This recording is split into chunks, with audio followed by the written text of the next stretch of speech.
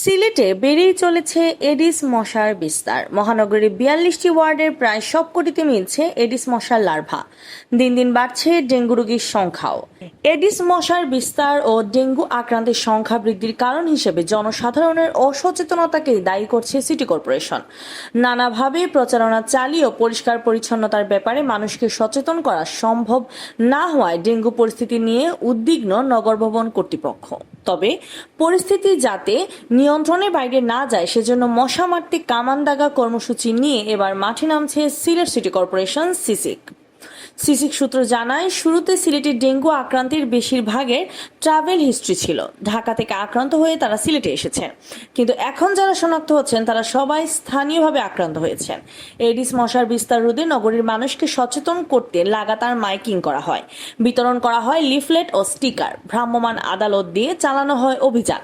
যেখানেই এডিস মশার লার্ভা পাওয়া গেছে সেখানেই সংশ্লিষ্ট ব্যক্তিকে মোটা অঙ্কের জরিমানা করা হয়েছে, কিন্তু এরপরও নগরবাসী উদাসীন। তাই এবার আটঘাট বেঁধে নামার পরিকল্পনা নেওয়া হয়েছে। মশা মারতে এবার কামান দাগা মিশন নিয়ে মাঠে নামছে সিসিক।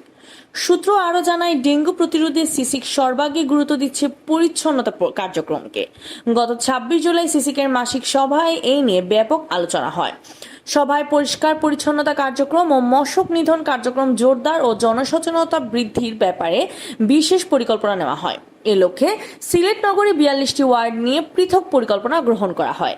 আগে নগর ভবনের স্বাস্থ্য এবং পরিচ্ছন্নতা শাখা কেন্দ্রীয়ভাবে সকল ওয়ার্ডে মশক নিধন ও পরিচ্ছন্নতা কার্যক্রম চালাতো। এতে অনেকটা সমন্বয়হীনভাবে চলত কার্যক্রম।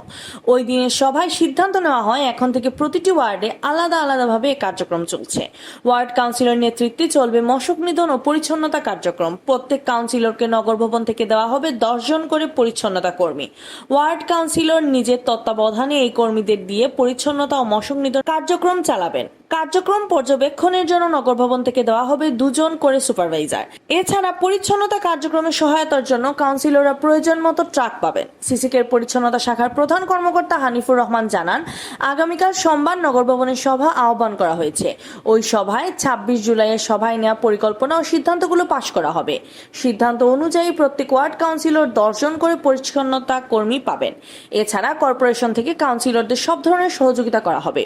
এখন থেকে কাউন্সিলরদের সার্বিক তত্ত্বাবধানে পরিচ্ছন্নতা কার্যক্রম চলবে। সিসিকের প্রধান স্বাস্থ্য কর্মকর্তা ডাক্তার জাহিদুল ইসলাম জানান, মহানগরীর প্রায় সকল ওয়ার্ডে এডিস মশার লার্ভা পাওয়া গেছে। এটা খুবই উদ্বেগের বিষয়। এখন থেকে সকল ওয়ার্ডে কাউন্সিলরদের উদ্যোগে একযোগে পরিচ্ছন্নতা ও মশক নিধন কার্যক্রম শুরু হবে।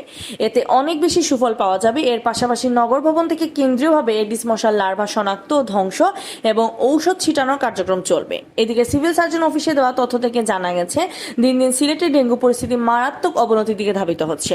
চলতি বছরে সিলেটে ৫১৩ জন ডেঙ্গু রোগী আক্রান্ত হয়েছেন। এর মধ্যে ৩৮২ জনই শনাক্ত হয়েছেন গত জুলাই মাসে। আর আগস্টের প্রথম ৪ দিনে শনাক্ত হয়েছেন ৬৭ জন। সিভিল সার্জন অফিসের কর্মকর্তা বলেন, ডেঙ্গু পরিস্থিতি নিয়ন্ত্রণ করা না গেলে চলতি মাসে আক্রান্তের সংখ্যা ১০০০ ছাড়িয়ে যাওয়ার আশঙ্কা রয়েছে। শুরুতে আক্রান্তরা সিলেট নগরের বাসিন্দা ছিলেন, কিন্তু এখন সিলেট বিভাগের প্রত্যন্ত গ্রাম পর্যন্ত ছড়িয়ে পড়েছে ডেঙ্গু। ইতোমধ্যে সিলেট জেলা সদর, গোয়াইনঘাট, কানাইঘাট, জকিগঞ্জ উপজেলায় ডেঙ্গু আক্রান্ত শনাক্ত হয়েছেন। বর্তমানে সিলেটের বিভিন্ন হাসপাতালে ১৩৩ জন ডেঙ্গু আক্রান্ত রোগী ভর্তি হয়েছেন বলে জানিয়েছেন সিভিল সার্জন অফিস।